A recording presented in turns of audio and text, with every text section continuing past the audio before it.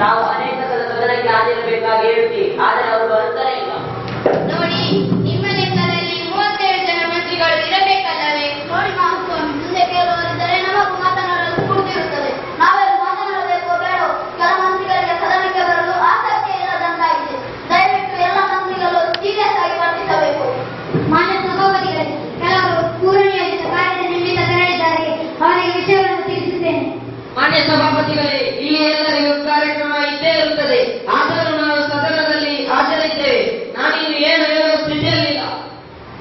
ನಿಮಗೂ ಮಾತನಾಡಲು ಹಕ್ಕಿದೆ. ತಪ್ಪನ್ನು ಕಂಡಾಗ ತಿದ್ದಿ ಹೇಳುವುದೇ ಎಲ್ಲರ ಆದ್ಯ ಕರ್ತವ್ಯ.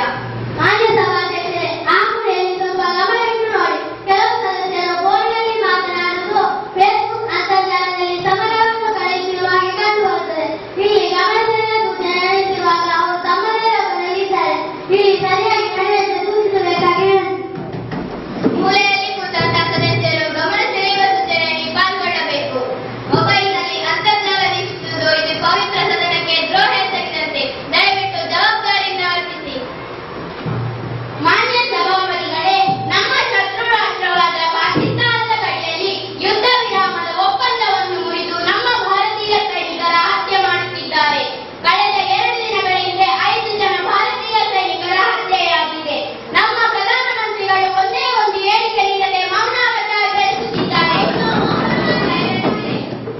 ಹೌದು, ನಮ್ಮ ಪ್ರಧಾನಮಂತ್ರಿ ಯಾವುದೇ ವಿಚಾರದಲ್ಲಿ ಹೇಳಿಕೆ ನೀಡುವುದಿಲ್ಲ.